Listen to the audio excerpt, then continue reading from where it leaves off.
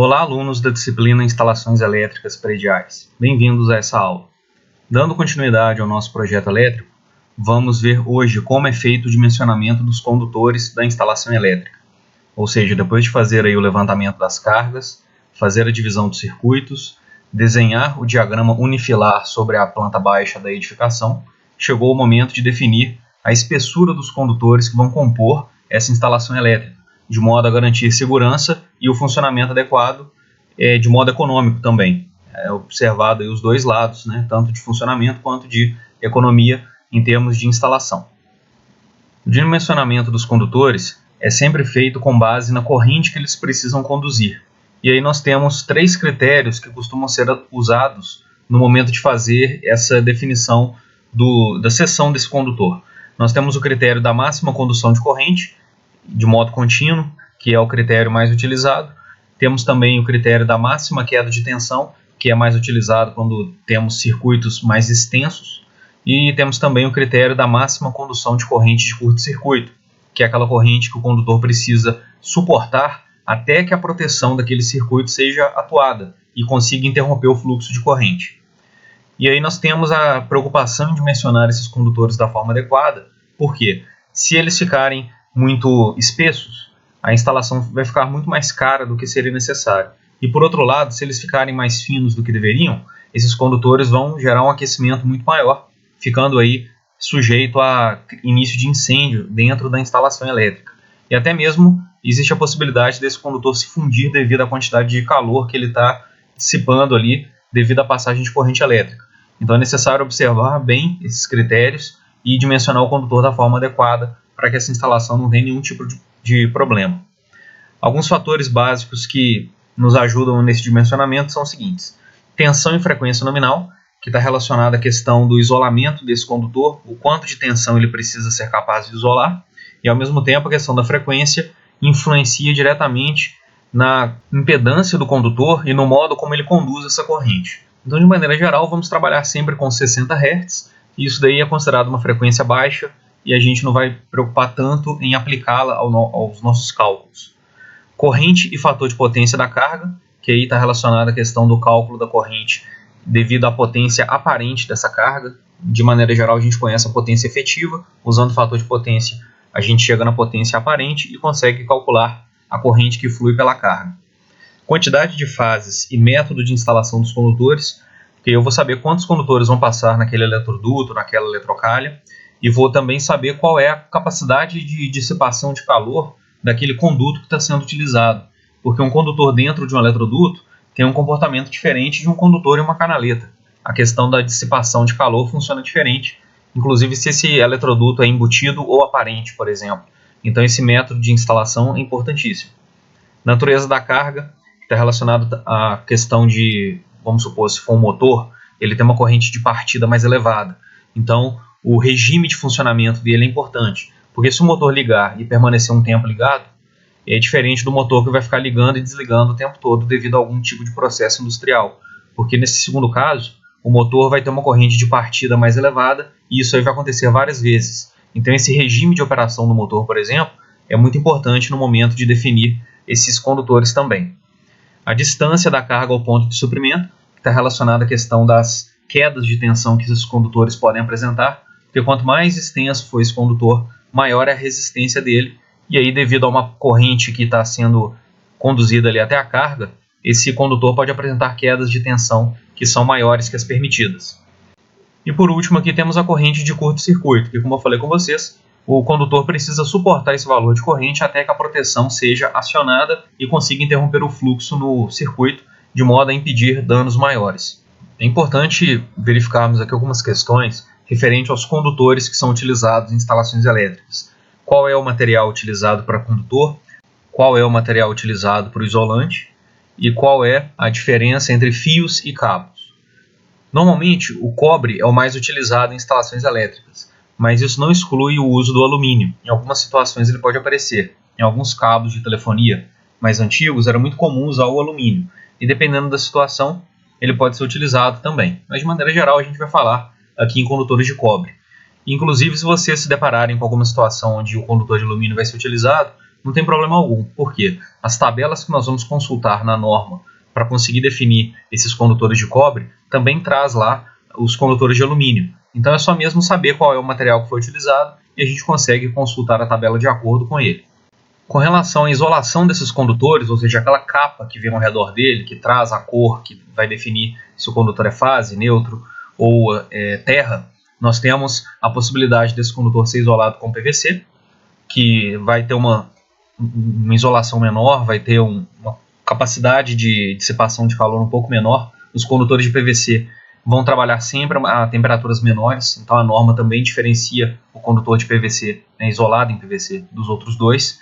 E as outras duas isolações são EPR e o XLPE, que têm características muito semelhantes. Então, na hora que a gente for fazer as consultas nas normas, nós vamos ver que os dois são agrupados nas mesmas tabelas.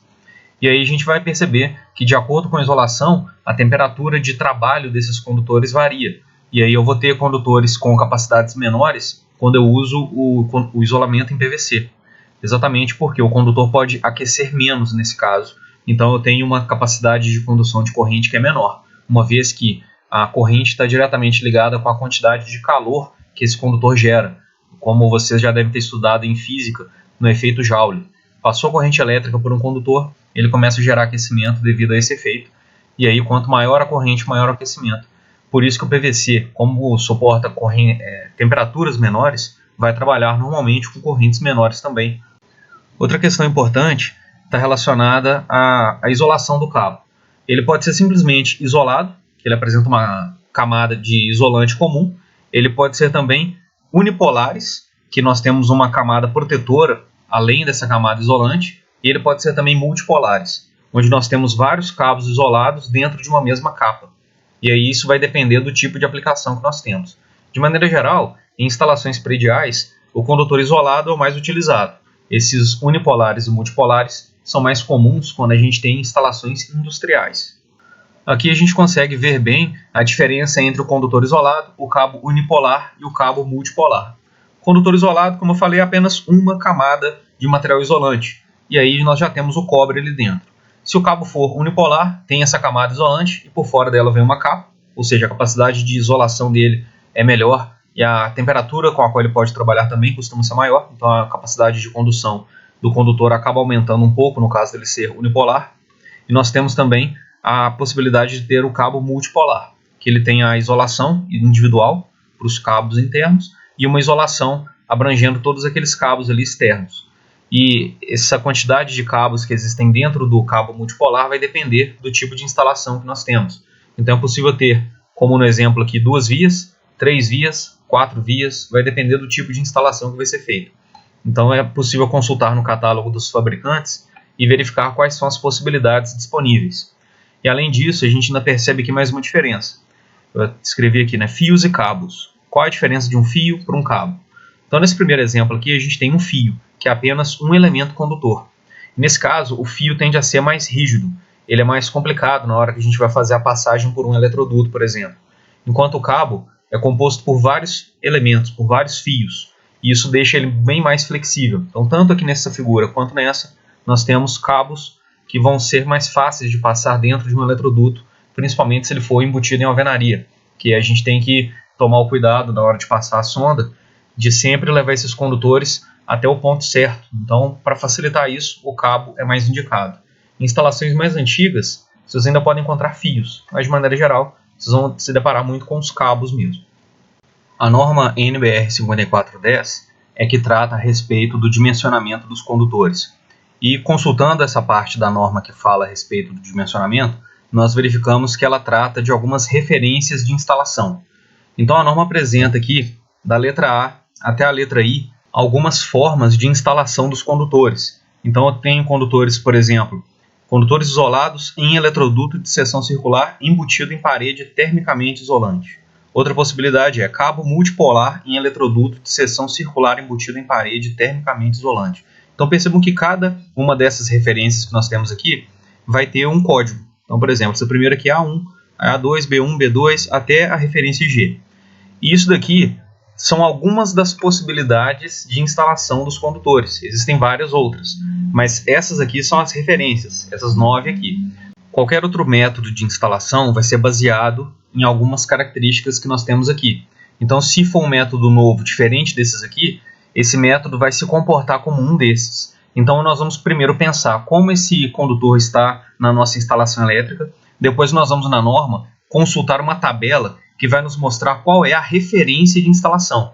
Então, eu vou pegar um certo método de instalação, olhando lá na norma, eu vejo que a referência dele é o C.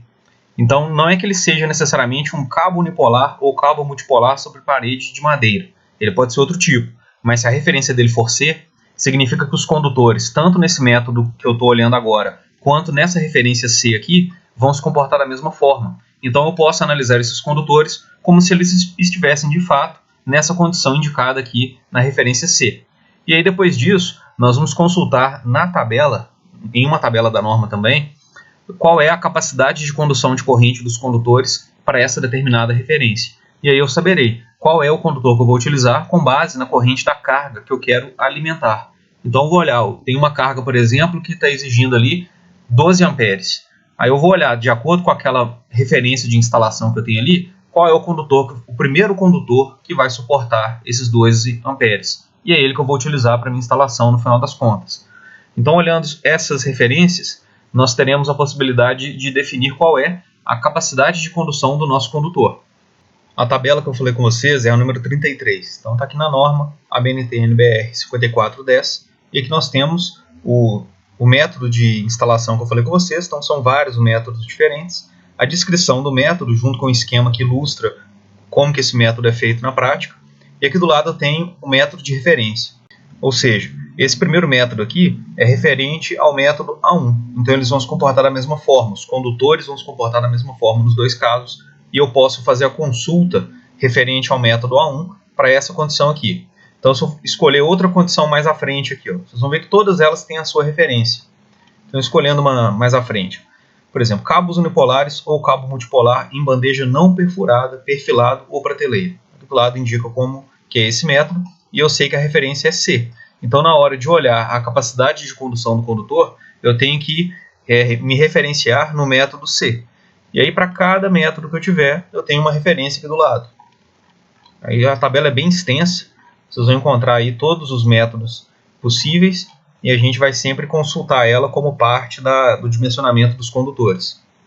Depois de identificar o método de instalação, a gente pode fazer o dimensionamento dos condutores. E aí, como eu falei com vocês, existem 3 critérios para se fazer esse dimensionamento.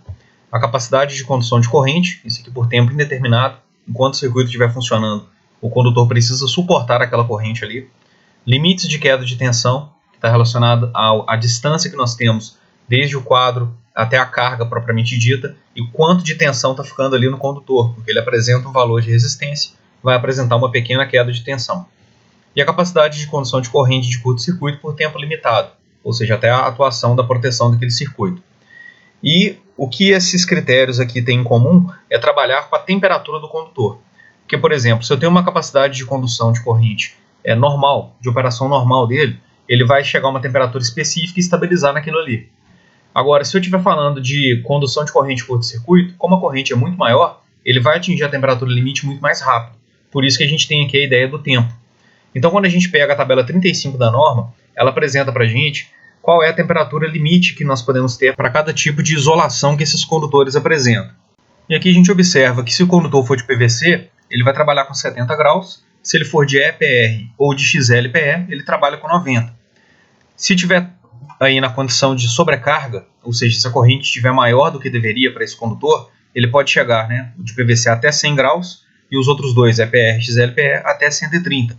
Agora, durante um curto-circuito, essa temperatura ainda pode ficar um pouco maior, porque a corrente vai ser interrompida rapidamente nessas condições aqui e o condutor vai voltar a resfriar logo em seguida.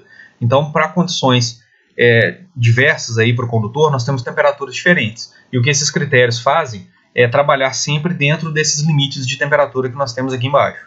Considerando aqui o critério da máxima condução de corrente, nós vamos fazer o seguinte. Primeiro, definir o método de instalação. Qual é a referência que nós vamos consultar? Depois de feito isso, nós iremos consultar as tabelas de 36 até 39 da norma, que vão nos indicar qual é a capacidade máxima de condução desses condutores de acordo com a referência de instalação, de acordo com o número de fases daquela carga e com base nesses parâmetros aí nós vamos conseguir definir qual é o condutor a ser utilizado naquele determinado circuito. E depois disso feito, é só mesmo fazer a instalação com aquele condutor e vai estar resolvido em termos de condução de corrente.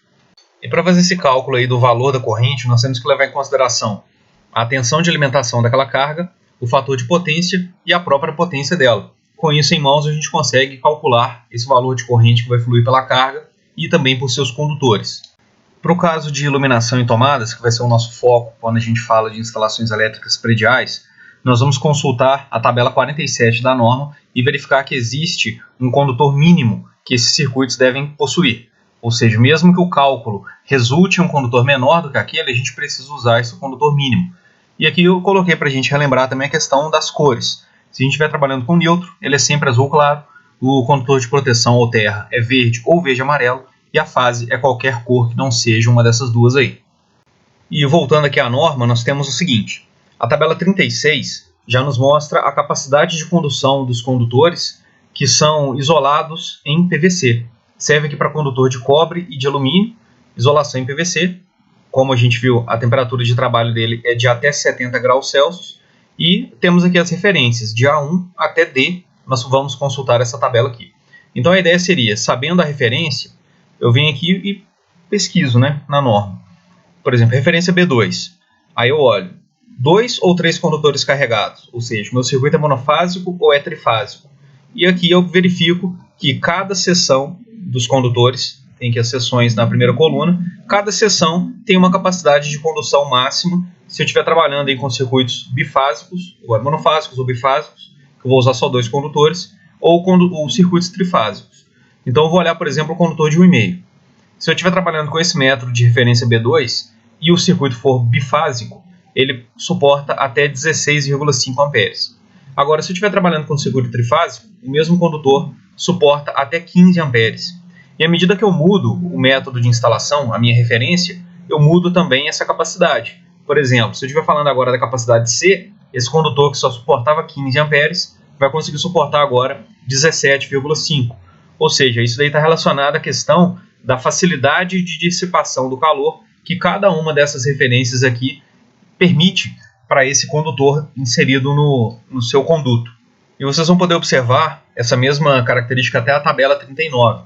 Quando a gente pega a próxima, que é 37, ela considera de novo os mesmos métodos de referência e agora considera isolação em EPR ou XLPR, que trabalham com temperaturas maiores, então vão conseguir também suportar correntes maiores. Por exemplo, o condutor de 1,5 agora, naquela mesma condição B2 que nós vimos anteriormente, suporta até 19,5 amperes, em vez de apenas 15, como nós vimos para a tabela 36. Isso daí devido unicamente à isolação desse condutor, porque ela permite uma temperatura maior de operação. E olhando as demais tabelas, vocês vão encontrar a mesma ideia. Se eu olhar aqui a tabela 38, agora eu vou ter as referências de E até G, e a isolação aqui em PVC. E na tabela 39, eu tenho as referências de E até G de novo, porém com a isolação em EPR ou XLPR. E aí é só consultar aqui que a gente tem essas capacidades de condução para todas as referências aí que a norma apresenta para a gente. E como eu falei com vocês, a tabela 47 nos mostra a seção mínima que os condutores precisam ter de acordo com a sua função. Então quando a gente pega aqui, por exemplo, circuitos de iluminação, eles vão sempre trabalhar com, se for cobre, condutores de pelo menos 1,5 milímetros quadrados. A iluminação não pode trabalhar com condutores menores que isso. Se a gente estiver falando de circuitos de força, que são circuitos de tomada, nós vamos ter aí pelo menos 2,5 milímetros quadrados. Então, em uma instalação elétrica de maneira geral, essas são as escolhas. Um condutor de 1,5 para iluminação, 2,5 para tomada. Mas é claro que a gente precisa verificar primeiro se eles estão adequados de acordo com o critério da máxima condução de corrente.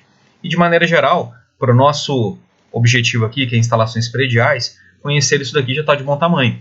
Mas ele já tem outras possibilidades aqui também, porque essa norma também é aplicada a nível industrial. Então, nesse caso, a gente está falando de condutores e cabos isolados, circuito de iluminação e de tomadas. Sinalização, que não é tão comum, é uma instalação residencial. Tem aqui na frente falando também que é de 0,5 milímetros quadrados. E aí tem a questão dos condutores nus, que são mais utilizados para a parte de transmissão e distribuição de energia. Então, no caso de uma instalação predial, não vai ser muito comum a gente falar em condutores nus. E aqui o cálculo da corrente. É só mesmo para a gente poder relembrar. Eu fiz essa revisão com vocês lá no início, mas é importante dar mais uma olhadinha. E são essas as expressões que nós vamos aplicar de acordo com a carga que a gente está utilizando. Então, se for um circuito monofásico ou bifásico, nós vamos usar essa primeira expressão aqui. A corrente é a demanda da carga, nesse caso aqui seria a potência efetiva da carga. Igual eu peguei ali um chuveiro de 5.000 watts, é esse valor que eu vou colocar aqui. Peguei ali um motor de 1 CV, eu faço a conversão de CV para quilowatts e coloco aqui também. E aí eu vou dividir pela tensão de alimentação da carga e pelo cosseno de φ, ou seja, pelo fator de potência daquela carga.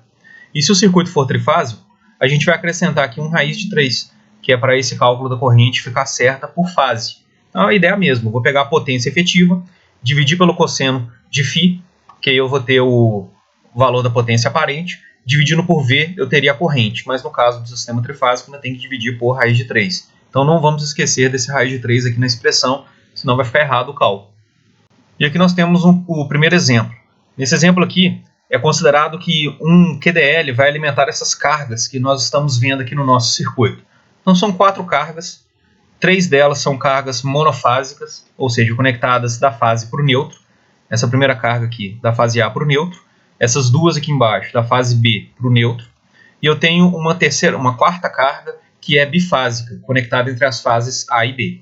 É claro que como elas pertencem a circuitos diferentes, principalmente porque eu estou falando aqui de cargas monofásicas alimentadas com uma fase e com outra fase, e uma carga bifásica. Então, naturalmente, são circuitos diferentes. Então, percebam que eu não estou preocupado aqui em definir os condutores para cada circuito. O que eu quero é definir os condutores para o QDL que vai fazer a alimentação desse circuito todo aqui, de todos esses circuitos. O QDL é o nosso quadro de distribuição de luz. Então eu quero saber, o QDL tem que alimentar todos esses circuitos aqui. Qual é a seção dos condutores que alimentam o QDL? Então, para que ele consiga, a partir dele, né, esses circuitos vão ser divididos de modo a alimentar todas essas cargas que nós vemos aqui embaixo. Então seria basicamente o seguinte: eu tenho um trio de condutores, 2 fases e um neutro que vão chegar até o QDL. E do QDL eu vou separar uma fase e um neutro para o circuito que alimenta essa carga, outra fase e um neutro para essas 2 cargas, e no terceiro circuito eu terei 2 fases alimentando a terceira. Ou seja, pensamos que eu preciso aqui de pelo menos 3 circuitos para isso aqui funcionar de forma adequada. Quando a gente faz o cálculo aqui da soma das potências, a gente ainda percebe aqui que está dando 1.400 watts. Isso daí está além do que a norma especifica. Ela fala que a divisão de circuitos tem que ser com potências de 1.270 no máximo. Então aqui eu precisaria de 4 circuitos separados. Do QDL saem 4 circuitos. Mas e até o QDL? Esse circuito único que é levado até ali para fazer a divisão para os outros 4, qual é a dimensão dos seus condutores? Eu preciso então pensar nessa corrente total. Por exemplo, a fase A tem uma corrente total de quanto? A fase B tem uma corrente total de quanto?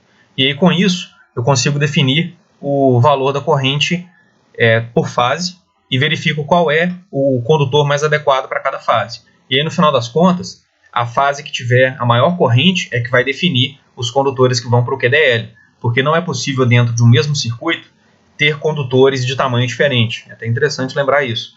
Então você fez ali o cálculo. O condutor que você vai usar é o de 4 milímetros, por exemplo.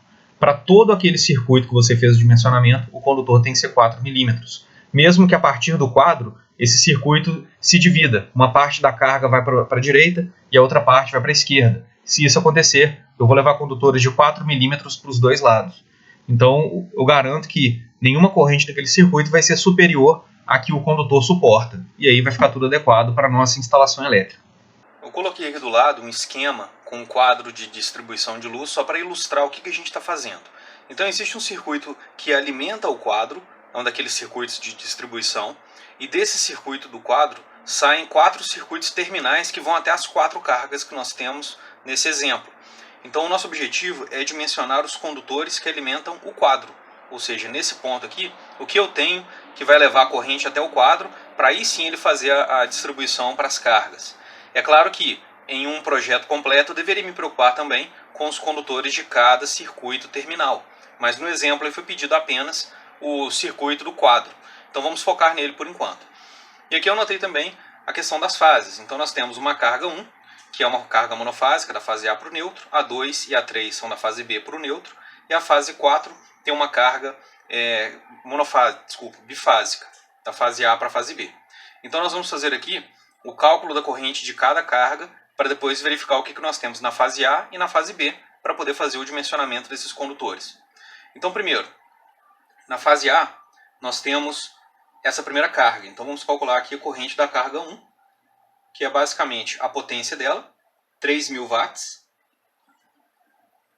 dividido pelo fator de potência dela, que é 0,9. Então aqui eu tenho a potência aparente. E quando eu dividir a potência aparente pela tensão de alimentação, que eu vou considerar aqui 127 volts, eu terei a minha corrente. Então fazendo a divisão aqui, nós temos uma corrente de 26,25 amperes. Depois para a carga 2, nós temos 800 watts, 127 volts e um fator de potência de 0,7. Isso daqui vai dar uma corrente de 9 amperes, arredondando aqui. Vamos ter esse valor de corrente. A corrente da carga 3, 600 watts, dividido por uma tensão de 127 e por um fator de potência de 0,6. Então nós teremos aqui uma corrente de 7,87 amperes. E por fim, para a carga 4, nós temos aqui 2.500 watts, dividido por 220 volts, porque agora eu estou usando fase, e o fator de potência 0,8. Então eu teria aqui uma corrente de 14,20 amperes. E agora eu vou pensar o seguinte, o que eu tenho por fase? Essa corrente aqui é fase A, essas duas aqui são fase B, e a última aqui é a corrente referente às duas fases. Então, analisando, para a fase A, nós temos 26,25 amperes, vou chamar aqui de IA, mais 14,20 amperes. Então nós teremos um pouco mais de 40 amperes, né? Vou fazer aqui exato, 40,45 amperes para a fase A. E para a fase B, nós teremos essas duas correntes mais a corrente da carga bifásica. Então 7,87 mais 9 mais 14,20. A corrente aqui é de 31,07 amperes. Então percebam que a corrente da fase A é maior do que a corrente da fase B. Então ela vai ser o nosso foco para determinar a seção do condutor que nós vamos usar aqui para essa situação desse circuito. E depois de definido o condutor da fase A, nós vamos definir também o condutor neutro e o condutor terra para esse mesmo circuito. Consultando a tabela 33 da norma, nós verificamos que o eletroduto embutido tem como referência B1. E consultando depois a tabela 36 para a referência B1 em circuitos com 2 condutores, nós percebemos que o condutor de 4 mm² conduz correntes de até 32 amperes para essa situação B1. Então ele não serve para a gente, porque eu estou procurando ali uma corrente de 40 amperes. Já o condutor de 6 mm² conduz até 41 amperes nessas condições, ou seja, para o método de referência B1. Então significa que eu posso utilizar o condutor de 6 mm² para alimentar esse quadro. Então eu posso falar aqui o seguinte, que os condutores utilizados serão 2 condutores de 6 mm² para fase. Quando a gente fala agora do neutro e do terra, nós vemos que para 6 mm², tanto o neutro quanto o terra acompanham a fase. Então nós vamos ter aqui um condutor de 6 mm² para o neutro e um condutor de 6 mm² para o terra. E agora a gente já tem a alimentação do quadro concluída, com esses 4 condutores aí. 2 fases, um neutro e o terra. Aí é claro, agora eu já tenho esse circuito chegando até aqui. A partir do quadro, eu vou ter que fazer o dimensionamento individual. qual é a fase e o neutro que leva lá para o circuito 1? Eu sei que é a fase A, mas qual é o tamanho desses condutores, a seção deles? Aí a gente precisaria fazer o mesmo cálculo, olhando lá na mesma referência, para verificar qual é o diâmetro não, a seção do condutor que suporta correntes de 26,25 amperes. E aí, no caso, seria o próprio condutor de 4 milímetros, porque nessas condições, o condutor de 2,5 suporta apenas 24 amperes. Então ele já não seria suficiente para essa carga aqui. Eu precisaria trabalhar com de 4 milímetros para a carga A, ou para a carga 1, né? Que é essa aqui que está conectada à fase A. E aí a gente faria o mesmo para os demais. Mas o enunciado do exercício pediu apenas o do quadro, isso aí já está pronto. Dentro desse critério da máxima condução de corrente, nós devemos observar um detalhe muito importante, que é relacionado à questão de mais circuitos dentro de um mesmo eletroduto. Considerando que aquele circuito passa sozinho naquele eletroduto, naquele conduto, vai acontecer uma certa dissipação de calor. Agora, se esse circuito estiver junto com outro dentro daquele mesmo conduto, a dissipação de calor já muda. Eu vou ter mais calor devido à maior condução de corrente. Logo, vai ser necessário considerar condutores maiores do que aqueles originalmente considerados, porque a temperatura ali dentro daquele conduto vai ser maior do que aquela estipulada a princípio. Logo, nós teremos aí uma questão relacionada a um fator de correção da corrente. E existe essa possibilidade de corrigir a corrente devido aos condutores dentro do mesmo eletroduto, e também existe a possibilidade de correções referentes à temperatura e à resistividade térmica do solo. Mas levando em consideração que no nosso caso das instalações prediais, a maior parte dos condutores estarão no interior de eletrodutos, nós vamos considerar aqui nos nossos cálculos a correção levando em consideração o agrupamento de condutores. Se vocês tiverem interesse depois em conhecer um pouco mais a respeito desses outros fatores de correção, está tudo na norma, é só dar uma lida que vocês vão pegar a ideia bem rápido, uma vez que vocês já vão ter entendido o que é esse fator de correção devido ao agrupamento de circuitos. Então, com mais circuitos dentro do eletroduto ou do conduto, nós vamos ter um aquecimento maior. E o que a norma sugere para a gente poder levar em consideração essa quantidade de calor a mais é fazer uma correção da corrente. Então, nós vamos buscar o fator de correção para cada circuito que nós temos aí, de acordo com o pior trecho daquele circuito. Ou seja, se ele estiver passando aí na residência ou na edificação o tempo todo sozinho dentro dos eletrodutos, mas em um trecho apenas, um pequeno trecho, ele estiver passando ali junto com mais 2 circuitos, eu vou considerar essa condição de pior trecho para ver qual é o fator de correção da corrente. Agora, se eu peguei um outro circuito, que o tempo todo ele está junto com mais um circuito dentro da edificação, da instalação, eu vou usar esse fator de agrupamento de acordo com 2 circuitos. Agora, se eu tiver o tempo todo um circuito que ficou sozinho, todo eletroduto que tem ali, ele está passando sempre sozinho por ele, nós teremos aí fator de agrupamento igual a 1, e aí eu não preciso preocupar em nenhuma correção da corrente para esse caso. Caso contrário, se eu tiver mais circuitos dentro de um mesmo eletroduto, já entra essa questão do fator de agrupamento. Então percebam que na última aula eu falei com vocês que nós vamos considerar sempre dentro de um mesmo eletroduto, de um trecho, no máximo 4 circuitos, porque a gente ganha em termos de eletroduto, não vamos precisar usar eletrodutos tão grandes, e a gente ganha também em termos de condutor, porque quanto mais circuito tiver dentro do mesmo eletroduto, maior vai ser o condutor devido a essa questão da dissipação de calor. Então, na hora de fazer os nossos cálculos, nós vamos olhar qual é o pior trecho para cada circuito e fazer o dimensionamento do condutor para aquele circuito ali. E para isso, nós vamos consultar a tabela 42 da norma, que mostra para a gente qual é o fator de agrupamento para cada quantidade de circuito que nós temos dentro de um mesmo eletroduto. E é essa tabela aqui. Então, considerando a referência de condutos que nós temos aqui, nós vamos ver o seguinte, em feixe, ao ar livre ou sob superfície, embutidos em conduto fechado. Ou seja, conduto fechado é o nosso caso, né? Quando a gente tem os eletrodutos, está embutido e em conduto fechado. Então, se eu tiver apenas um circuito, o fator de agrupamento, o fator de correção de corrente nesse caso, é igual a 1, ou seja, a corrente não será corrigida. Agora, se eu já tenho 2 circuitos no mesmo eletroduto, eu já tenho um fator de correção de 0,8. Então, eu preciso dividir a corrente por 0,8.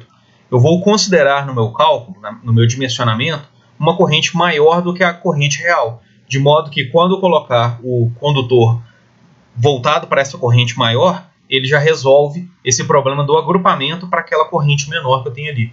Então seria mais ou menos pensar o seguinte, que aquela condição da corrente menor junto com outras correntes dentro do mesmo conduto equivale a uma corrente maior sozinha dentro daquele mesmo conduto. E a pergunta é, o quão maior é essa corrente? Vai depender da quantidade de circuitos que nós temos dentro daquele conduto. Então percebam que não é condutores, mas circuitos. Igual eu peguei lá um circuito de iluminação, fase neutro. Está passando junto com o circuito de tomada, fase neutra e terra. São 5 condutores, mas apenas 2 circuitos. Então eu olho aqui, ó, é essa coluna que me interessa. Aí eu peguei um outro circuito que é trifásico, com um circuito que é monofásico. Então, de novo, eu tenho 5 ou 6 condutores, 2 circuitos apenas. Então, lembre-se que é sempre circuito que a gente está considerando. E tudo isso que nós vimos até o momento é para a definição do condutor fase, ou seja, a gente está definindo apenas uma parte da nossa instalação. Depois que a gente tiver dimensionado o condutor fase, fazer aí o neutro e o condutor de proteção vai ser bem mais fácil, porque eles dependem da fase. Então, na norma, nós temos essas tabelas aqui também. Eu confiro lá o seguinte, S é a seção da fase. Então, olha, ó, seção do condutor fase. Se for até 25 milímetros, o condutor neutro segue aquela seção do condutor fase. A partir do momento que eu tenho condutores maiores, aí 35, 50, 70, eu vou trabalhar com condutores neutros menores do que o condutor fase. Isso aí a norma especifica para a gente. E com o condutor de proteção a gente observa a mesma coisa. Até 16 milímetros quadrados, eu vou usar um condutor de proteção igual ao condutor fase que eu especifiquei de acordo com o critério que nós vimos. Se esse condutor fase tiver entre 16 e 35 milímetros, eu vou colocar um terra de 16 milímetros quadrados. E se a seção da fase for superior a 35, eu tenho que colocar um terra que seja pelo menos metade daquela seção do condutor fase. E tem outra coisa importante também sobre o condutor de proteção, que é o seguinte, se eu estiver falando ali de um mesmo conduto, eu posso usar apenas um condutor de proteção. Então vamos imaginar que eu tenho 3 circuitos de tomada passando por um mesmo eletroduto. Eu posso colocar apenas um condutor terra para esses 3 circuitos de tomadas que eu estou trabalhando ali. Eu só tenho que observar o seguinte, que esse condutor terra tem que ter uma dimensão de acordo com a maior fase desses 3 circuitos. Igual eu peguei ali 2 circuitos com condutores de 2,5 milímetros quadrados, são para tomadas de uso geral, por exemplo. E o terceiro circuito era um de chuveiro, que tem 4 milímetros quadrados. Então, o meu condutor terra, para esse caso, tem que seguir essa ideia aqui, ó, 4 milímetros quadrados vai ser o meu condutor fase. Então, o terra também vai ter 4 milímetros quadrados e eu vou poder conectar ele aí em todos os 3 circuitos que passam por aquele mesmo eletroduto. E aqui nós temos um exemplo voltado para o dimensionamento de condutores em uma residência. E é pedido aqui o seguinte, dimensione os condutores utilizados nos circuitos da instalação a seguir. Considere condutores instalados em eletrodutos embutidos em alvenaria, cabos isolados em PVC para todos os circuitos. E aqui nós temos uma tabela que traz as informações necessárias. Então vamos considerar que nesse ponto do nosso projeto, nós já fizemos o levantamento das cargas, a divisão dos circuitos e o desenho da planta baixa junto com o diagrama unifilar. E agora a gente está interessado, depois que essa divisão já foi feita, a gente já sabe onde que esses circuitos estão passando ali na nossa edificação, nós temos o interesse de fazer o dimensionamento dos condutores, definir qual é a seção de cada um deles. E para isso nós vamos precisar então conhecer qual é a potência em cada circuito. Então olhando aqui, ó, o circuito tipo 1, circuito 1 é a iluminação da sala, do hall e do banheiro. Então são 300 VA. Qual é a corrente que eu tenho fluindo por esse circuito? Depois eu vou olhar qual é a quantidade de circuitos que eu tenho passando por um mesmo eletroduto. Então no pior trecho eu tenho 3 circuitos monofásicos passando. Ou seja, esse daqui mais 2 que eu não sei quais são e não é necessário saber. Então eu não preciso ter o diagrama unifilar aqui para conseguir fazer o dimensionamento dos condutores. Eu só preciso saber qual é a corrente do circuito e qual é o pior caso, né, o pior trecho ali em relação à quantidade de circuitos passando junto com ele. Depois eu vou fazer o mesmo para os demais. Aí vem a iluminação, agora para o dormitório 1 e 2. Então eu já sei a potência, sei que passam 3 circuitos juntos. Aí, por exemplo, a tui do chuveiro está passando sozinho. Então eu sei que nesse caso aqui eu não vou precisar fazer o cálculo lá do fator de agrupamento. Eu posso simplesmente considerar a corrente do chuveiro nesse cálculo. Vai ser mais fácil do que os demais. E aí tem essa informação para todos eles. O primeiro passo aqui é verificar qual é o método de referência. Então nós temos eletroduto embutido em alvenaria. Então olhando esses daqui, são paredes termicamente isolantes. Então não é o que a gente está procurando. Esses aqui são aparentes. Então a gente vai descendo aqui.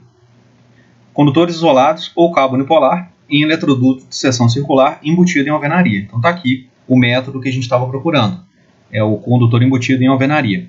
E nesse caso a gente vê que é a referência B1. Então a primeira coisa que nós temos que indicar no nosso desenvolvimento aqui, no nosso dimensionamento, é que a gente vai trabalhar com essa referência B1. E para esse caso nós vamos consultar a tabela 36, que fala aqui das capacidades de condução de corrente para os métodos de referência A1, A2, B1, B2, C e D. Então no nosso caso aqui é o método B1, é ele com o nosso interesse, condutor de cobre, isolação em PVC. Então a gente vem aqui na coluna B1 e identifica. As nossas cargas são todas monofásicas. Então nós vamos ter 2 condutores carregados. E aí a gente observa aqui o seguinte, que o condutor de meio e de 0,75 mm² não podem ser usados. Por quê? E o de 1 também não. Porque nós temos aí para iluminação o mínimo que pode ser usado de 1,5 e para tomadas é no mínimo 2,5. Então olhando aqui, o condutor de 1,5, que é o mínimo, conduziria 17,5 amperes nessa situação. E a gente pode deixar esse dado aí armazenado por enquanto. Depois, o condutor de 2,5 conduz até 24 amperes. O condutor de 4 milímetros até 32. E o condutor de 6 milímetros até 41 amperes. Acredito que com essas informações a gente já consiga resolver o nosso exemplo. Agora vamos levar isso para o cálculo e verificar se vai ser necessário mais algum valor de corrente. Agora resolvendo aqui o exemplo. Primeira coisa, vou considerar que todas as tomadas são 127, porque não foi informado para a gente qual é o valor de tensão delas, então vamos trabalhar todas com esse valor aí. Agora, se fosse o caso, por exemplo, o chuveiro, que é o de 4.500 watts, se eu quisesse considerar que ele está ligado no 220, seria certo também. E as tomadas, né, o mesmo vale para elas. Mas de maneira geral, vamos considerar aqui mesmo 127. Então nós temos que o método de referência é o eletroduto embutido em alvenaria, nós vimos que é a referência B1, como no primeiro exemplo, e agora nós temos aí que calcular essas correntes. Primeira coisa importante, percebam que as potências que nós temos aqui já estão, né, como potência aparente. Isso significa que eu não preciso dividir pelo fator de potência. Na verdade é mais do que isso, eu não posso dividir pelo fator de potência. Então simplesmente vou pegar esses valores que aparecem aqui e vou dividir por 127, porque são cargas monofásicas. Então não entra aquela questão do raiz de 3. Então vou pegar aqui, 300 VA dividido por 127, 2,5 amperes. Depois vem 320 e eu vou seguir aqui esse raciocínio até o final. Então aqui estão as correntes das cargas e agora a gente vai definir os valores aí da seção do condutor de acordo com essas correntes aqui. Vale lembrar que exceto o chuveiro, exceto pelo circuito do chuveiro, nós temos sempre 3 circuitos por eletroduto. Ou 3 circuitos no pior trecho. E aí não importa se é um trecho de 1 metro ou se é todo o circuito. Então o que importa é que, para esses casos aqui, exceto o chuveiro, eu teria que usar um fator de correção da corrente. E para 3 circuitos, de acordo com a tabela 42 da norma, vocês podem consultar aí também, vocês vão ver que o fator de agrupamento, ou fator de correção, é de 0,7. Isso significa que eu teria que dividir as correntes por 0,7 para depois fazer o dimensionamento do meu condutor. E aí vai ficar tudo correto. Então a corrente do circuito 1, vou chamar aqui de corrente corrigida do circuito 1, seria 2,5 amperes dividido por 0,7. Então terei aqui uma corrente corrigida de 3,57 amperes. E como nós vimos aí na tabela 36 da norma, o condutor de 1,5 mm² consegue conduzir correntes de até 17,5 amperes. Então vou falar que para o circuito 1, nós vamos usar 2 condutores de 1,5 mm², porque ele é um circuito de iluminação. Depois nós temos a corrente corrigida do circuito 2.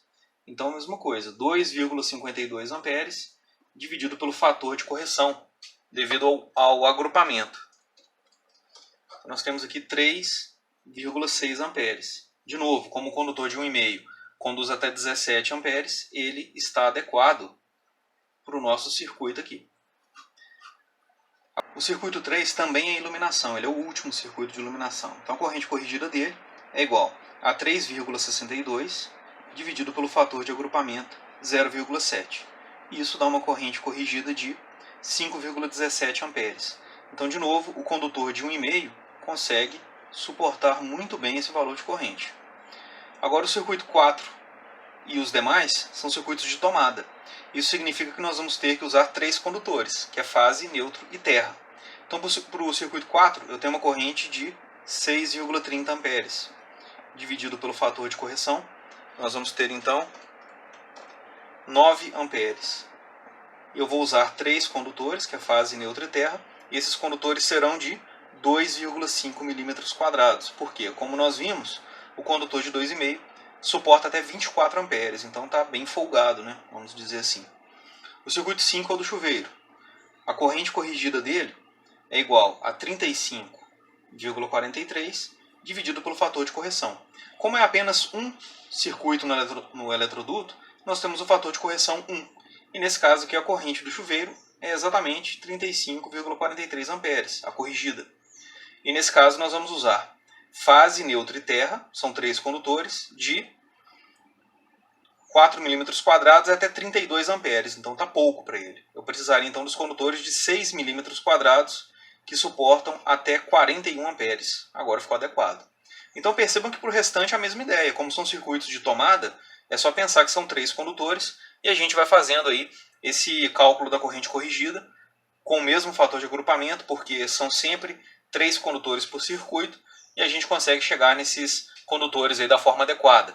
Então quem quiser depois aí trabalhar com o restante, é só seguir esse mesmo raciocínio. E para encerrar, eu vou deixar essa atividade aqui para vocês me entregarem na semana que vem, no dia 15/10. Então, levando em consideração a ideia do dimensionamento de condutores, eu peço aqui o seguinte: determine a seção dos condutores fase, neutro e terra do QDL que alimenta os circuitos a seguir, sabendo-se que serão usados cabos isolados em XLPE, dispostos em eletroduto aparente. Então percebam que aqui nós temos cargas monofásicas, essas 3 primeiras aqui são monofásicas, temos uma carga que é bifásica e uma carga que é trifásica. Então percebam que eu não estou interessado em calcular os condutores de cada uma, em dimensionar os condutores para cada carga, para cada circuito delas. Eu quero dimensionar os condutores que vão alimentar o quadro, que por sua vez alimenta todas ao mesmo tempo. Então a ideia aqui seria a seguinte: como esse quadro vai ser alimentado por um circuito trifásico, esses condutores fase precisam ter exatamente a mesma espessura, a mesma seção. E aí vocês vão fazer o cálculo das correntes que fluem por cada fase, verificar qual delas é a mais crítica e usar essa fase mais crítica para o cálculo, para o dimensionamento desse condutor. E depois de tudo pronto, é que vocês vão verificar o condutor neutro e o condutor terra que vão até esse quadro de alimentação. Porque no caso a gente está falando de um circuito que alimenta o quadro. Depois que eu definir a fase desse circuito, eu vou agora definir neutro e o condutor de proteção. E aí vocês vão fazer passo a passo, semelhante àquele exemplo que nós vimos em sala de aula. E mais à frente, eu vou passar para vocês um trabalho que é uma continuação do primeiro trabalho que vocês me entregaram. E pretendo postar para vocês também, até a próxima aula, as notas dessa primeira etapa que nós cumprimos aí, até a primeira avaliação e as atividades que vocês já me entregaram. Vou ficar disponível para tirar dúvida no fórum, no AVA, no chat do AVA, por e-mail também. E na próxima segunda-feira eu vou fazer o horário de atendimento de 6 às 7 da noite. Então quem tiver interesse, basta me procurar aí por algum desses meios que a gente conversa a respeito desse conteúdo. No mais, bons estudos para vocês e nos vemos em breve.